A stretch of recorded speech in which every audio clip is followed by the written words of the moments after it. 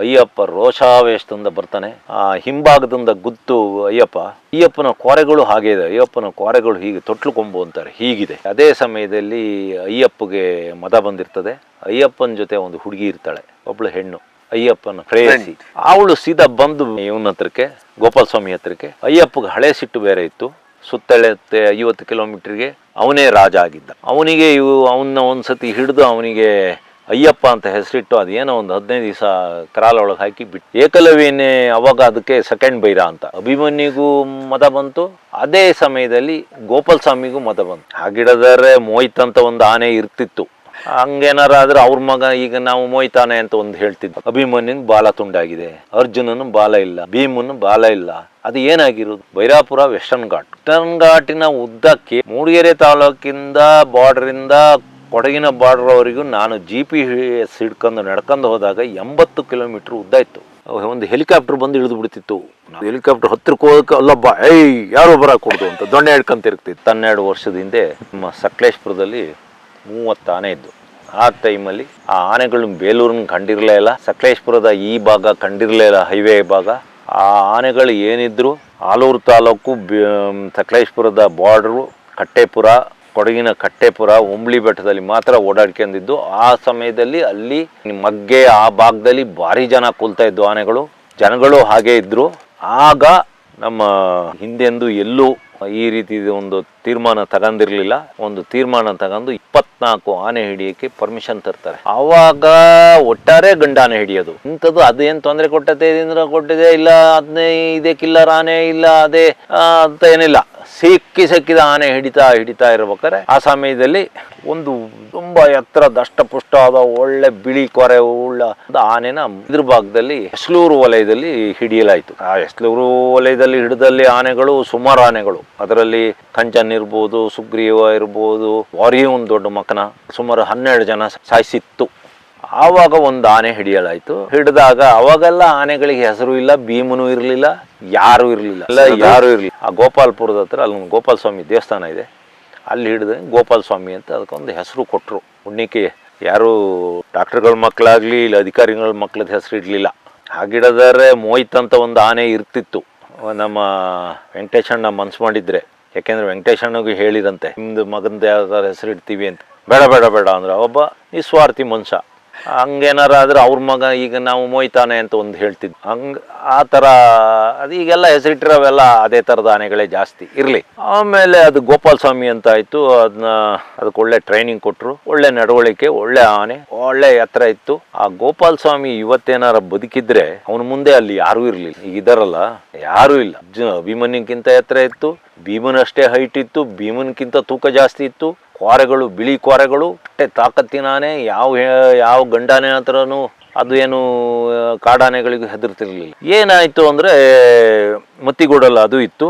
ಅದೇ ಸಮಯದಲ್ಲಿ ಅಭಿಮನ್ಯುಗೂ ಮದ ಬಂತು, ಅದೇ ಸಮಯದಲ್ಲಿ ಗೋಪಾಲ ಸ್ವಾಮಿಗೂ ಮದ ಬಂತು.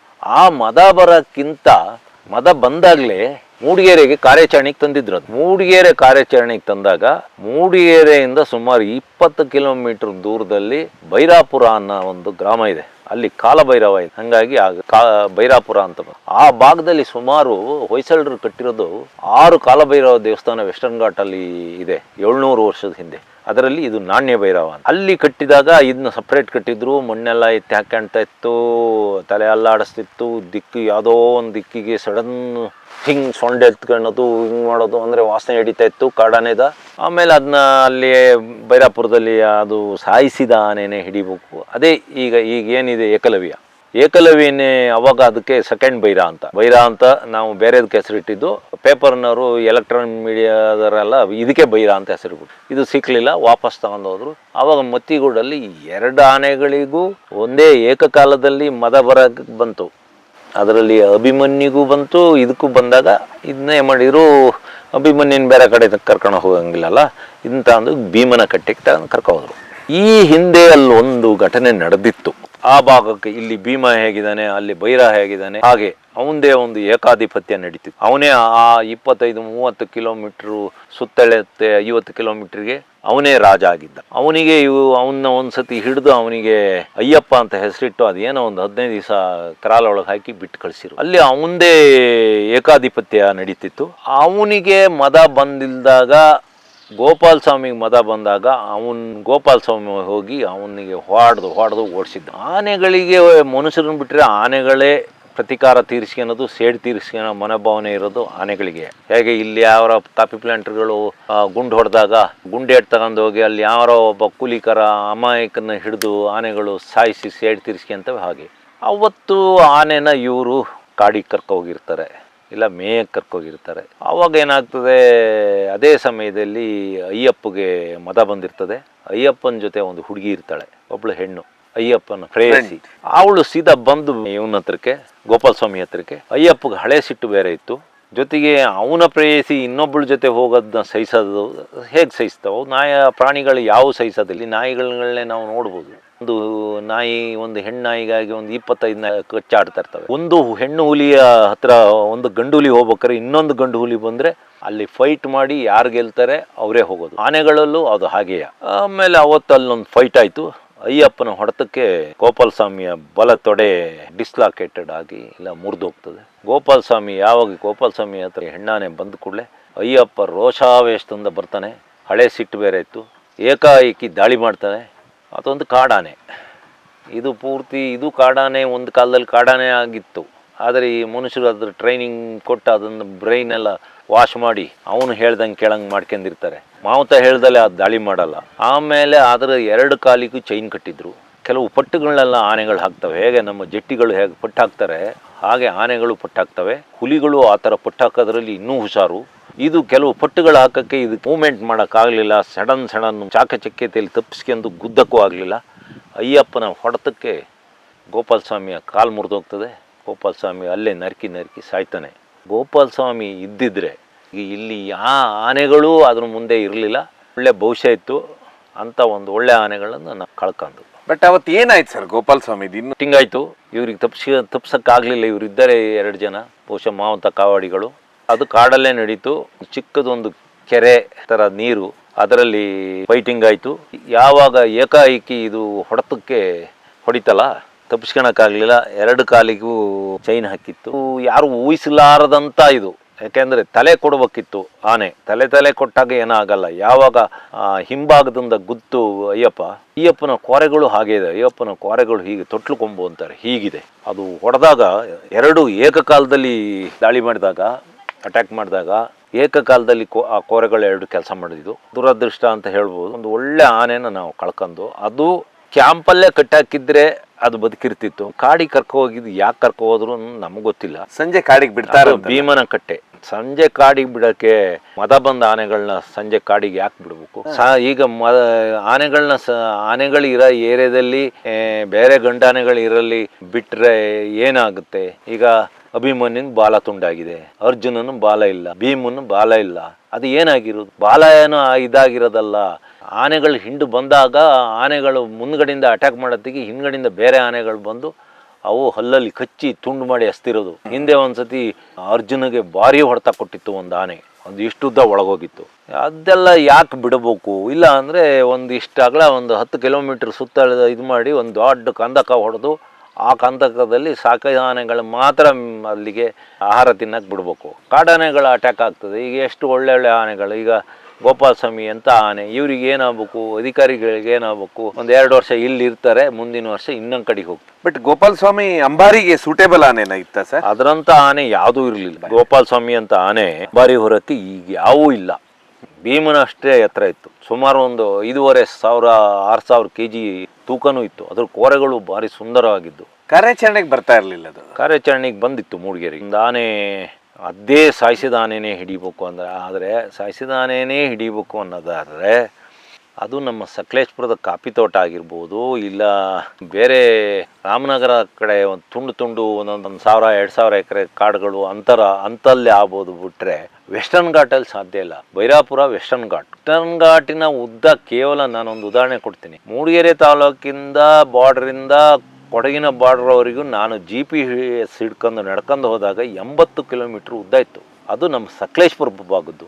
ಇನ್ನು ಮೂಡಿಗೆರೆ ಭಾಗದ್ದು ಇನ್ನೆಷ್ಟು ಕಿಲೋಮೀಟ್ರ್ ಇರ್ಬೋದು. ಮೂಡಿಗೆರೆಯಿಂದ ಕುದುರೆಮುಖ ಹಿಡಿದು ಭದ್ರಾ ನದಿ ಹುಟ್ಟುವ ಭಗವತಿ ಫಾರೆಸ್ಟ್ವರೆಗೂ ಅಂದರೆ ಹೆಚ್ಚು ಕಡಿಮೆ ಅಂದರೆ ಶಿವಮೊಗ್ಗದ ಬಾರ್ಡ್ರ್ವರೆಗೂ ಅದು ಒಂದು 80-90 ಕಿಲೋಮೀಟ್ರ್, 100 ಕಿಲೋಮೀಟ್ರ್ ಆಗ್ಬೋದು.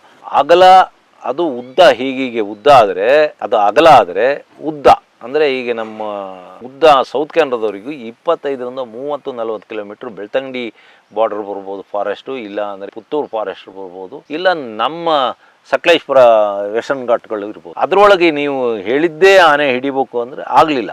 ಅದು ಅವ್ರಿಗೆ ಹೇಳೋದು ಸರಿನೇ. ಯಾವುದೋ ಪಾಪದ ಆನೆ ಹಿಡ್ಕೊ ಹೋದರೆ ಆನೆ ಸಾಯಿಸ್ತಲೇ ಇರ್ತದೆ. ಆಮೇಲೆ ಈ ಏಕಲವ್ಯನ 2 ತಿಂಗಳು ಸತತವಾಗಿ ಏಕಲವ್ಯನ ಹಿಡಿಯೋಕ್ಕೆ ಬಂದಿದ್ದು. ಆಮೇಲೆ ಏಕಲವ್ಯ ಅಚಾನಕ್ ಆಗಿ ನಮ್ಮ ಸಕಲೇಶ್ಪುರ ತಾಲೂಕಿನ ವೆಸ್ಟರ್ನ್ ಘಾಟಲ್ಲಿ ಕದ್ದು ಕೂತಿದ್ದ ಆನೆ ಅವತ್ತೊಂದು ದಿವಸ ಕಾಣಿಸ್ಕೊಂತು ಏಕಲವ್ಯನ ಹಿಡಿಯೋಕ್ಕಾಗಿ ಬಂದ ಆನೆ ಗೋಪಾಲ ಸ್ವಾಮಿ ಬಂದು. ಅವತ್ತು ಇವರು ಭೀಮನ ಕಟ್ಟೆಗೆ ಬಿಡದಲೆ ಎಲ್ಲಾರ ಹೋಗ್ಲಿ ಭೀಮನ ಕಟ್ಟೆಲೆ ಅದನ್ನ ಕಟ್ಟಾಕ್ರಪ್ಪ ಬಿಡಬೇಡಿ ಅಂತ ಹೇಳಿದ್ರು.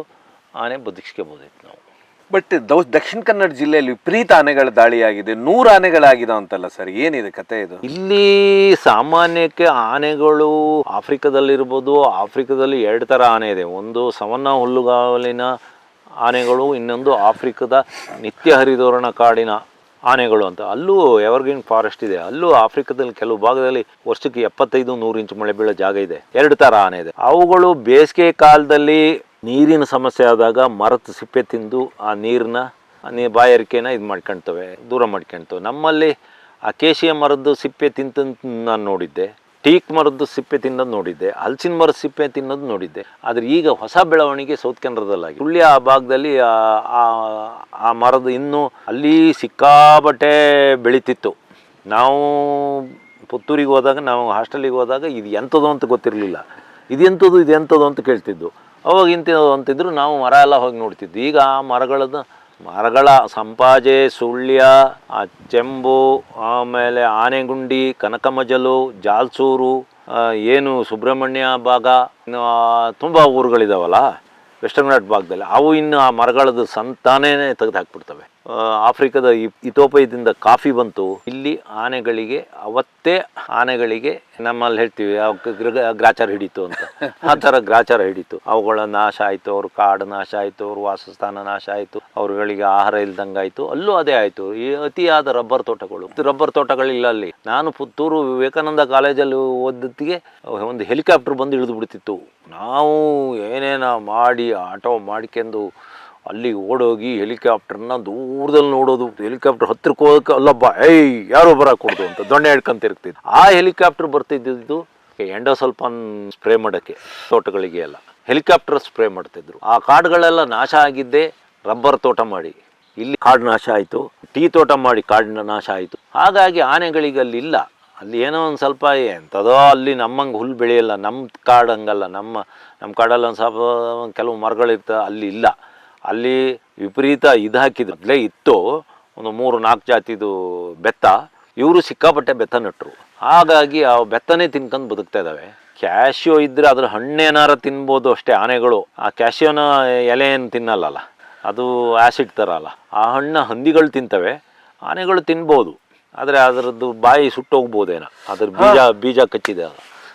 ಕಾಡು ಹಂದಿಗಳು ಒಳ್ಳೆ ತಿಂತವೆ, ಕತ್ತರಿಸಿ ಆ ಬೀಜನೇ ಪ್ರತ್ಯೇಕ ಮಾಡಿ ತಿಂತವೆ. ನೀವೊಂದು ಹೇಳಿದ್ರಲ್ಲ ಎಂಡೋಸಲ್ಫಾನ್ ಭಾರಿ ಒಂದು ಜನಜೀವನ, ಎಷ್ಟೋ ಮಕ್ಕಳು ಇವರು ನಾವು ಮನುಷ್ಯರದ್ದು ನಾವು ಅಧ್ಯಯನ ಮಾಡಿದ್ದು, ಅದ್ರ ಬಗ್ಗೆ ಹೋರಾಟ ಆಯಿತು. ಆದರೆ ಅಲ್ಲಿ ಕಾಡು ಪ್ರಾಣಿಗಳು, ಪಕ್ಷಿಗಳು, ಹಾವುಗಳು, ಕೀಟಗಳ ಮೇಲೆ ಏನೇನು ತೊಂದರೆ ಆಯಿತು ಅನ್ನೋದು ಯಾರು ಸ್ಟಡಿ ಮಾಡ್ಯಾರ? ಎಂಡೋಸಲ್ಫಾನ್ ಇನ್ನೊಂದು ಅಂತ ಕಳೆನಾಶಕ. ಅದರ ಹಿಂದೆ ದೊಡ್ಡ ಒಂದು ಕರಾಳ ಒಂದು ಭಯಾನಕ ಕಥೆನೇ ಇದೆ. ಈ ಅಮೇರಿಕದವರಿಗೆ ಒಂದು ಈಗ ಹೆಂಗಿದೆ ಹಿಂದೆನೂ ಅದೇ ಥರ. ಇವರು ಎಂಥದ ಕಾರಣಕ್ಕೆ ಹೋಗಿ ಆ ವಿಯೆಟ್ನಾಮಿಗೆ ಹೋಗಿ ಇವರು ವಿಯೆಟ್ನಾಂನ ಆಕ್ರಮಿಸ್ಕೊಂತಾರೆ 30-35 ವರ್ಷದ ಹಿಂದೆ. ಆ ಕಾಲದಲ್ಲಿ ವಿಯೆಟ್ನಾಂ ಗೆರಿಲಾಗಳಿಗೂ ಇವರಿಗೂ ಭಾರಿ ಹೋರಾಟ ಆಯಿತು. ಆ ಸಮಯದಲ್ಲಿ ಕಮ್ಯುನಿಸ್ಟ್ ರಾಷ್ಟ್ರಗಳನ್ನ ಬಿಟ್ಟರೆ AK-47 ರೈಫಲ್ಗಳು ಬೇರೆ ಯಾರ ಹತ್ರನೂ ಇರಲಿಲ್ಲ. ರಷ್ಯಾದವರು AK-47 ಇವ್ರಿಗೆ ಕೊಟ್ಟರು ವಿಯೆಟ್ನಾಮ್. ಇವರು ಕಂಡಲ್ಲಿ ಅಮೆರಿಕದವ್ರನ್ನ ಹೊಡೆಯಕ್ಕೆ ಶುರು ಮಾಡಿರು. ಆಮೇಲೆ ಅದು AK-47 ಅಂದರೆ ಆಟೋಮೆಟಿಕ್ ಕಲಶ್ನಿಕೋವ ಅಂತ. ಒಬ್ಬ ರಷ್ಯನ್ ಕಲಶ್ನಿಕೋವ ಅನ್ನೋ ಒಬ್ಬ ಮಹಾನ್ ತಲೆಗಾರ ಅವನು ಆ ರೈಫಲ್ನ ತಯಾರಿಸಿ ಲಕ್ಷಾಂತರ ಜನ ಕೋಟ್ಯಾಂತರ ಜನ ಸತ್ರು. ಕಲಶ್ನಿಕೋವ 47 ಅಂದರೆ 47ನೇ ಇಸ್ವಿಯಲ್ಲಿ ಅವನು ಕಂಡುಹಿಡಿದಿದ್ದು. ಆ AK-47 ಹೇಗೆ ಅಂದರೆ 30 ಗುಂಡು, ಅದರಲ್ಲಿ ಒಂದು ಬಟನ್ ಪ್ರೆಸ್ ಮಾಡಿದರೆ ಒಂದು ಟ್ರಿಗ್ಗರ್ ಎಳೆದ್ರೆ ಒಂದೇ ಗುಂಡು ಹೊಡಿಯುತ್ತೆ, ಪಟ ಪಟ ಪಟ ಪಟ ಪಟ ಹೊಡಿಬೋದು. ಇನ್ನೊಂದು ಬಟನ್ ಪ್ರೆಸ್ ಮಾಡಿದರೆ 30 ಗುಂಡು ಏಕಕಾಲದಲ್ಲಿ ಹಾರ್ತದೆ.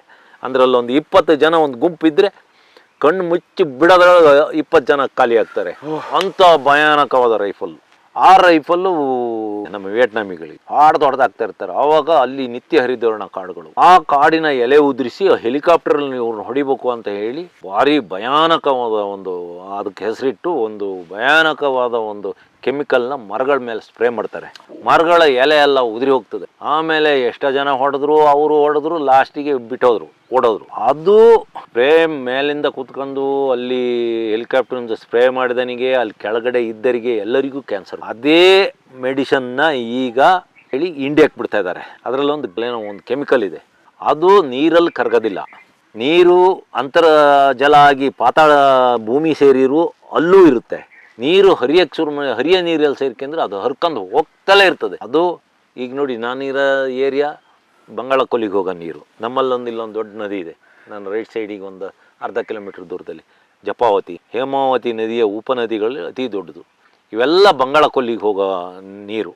Hemavathi, Kaveri bay of Bengal. ಈಗೆಲ್ಲ ಸಮುದ್ರ ಮುಟ್ಟೆ ಆಯಿತು. ಈಗ ಎಷ್ಟೋ ಜನ ಹೊಟ್ಟೆಲಿದೆ ನೋಡಿ, ಒಂದು ಕಡೆಯಿಂದ ಕ್ಯಾನ್ಸರ್ ಬರ್ತಾ ಉಂಟು. ಇಲ್ಲೂ ದೂರದಲ್ಲಿ ಕ್ಯಾನ್ಸರ್ಗಳು ಬರ್ತಾ ಇದ್ದಾವೆ. ಕಾರಣ ಇದೇ ಇರ್ಬೋದು. ಬ್ಯಾನ್ ಮಾಡೋಕ್ಕೆ ಇವ್ರಿಗಾಗಿಲ್ಲ. ಅಷ್ಟೆಲ್ಲ ಹೋರಾಟ ಆಯ್ತಲ್ಲ, ಇಡೀ ಸೌತ್ ಕೇರಳದಲ್ಲಿ ಎಲ್ಲ ಆಯ್ತಲ್ಲ, ಇವ್ರಿಗೆ ಬ್ಯಾನ್ ಮಾಡೋಕ್ಕಾಗಿದೆಯಾ?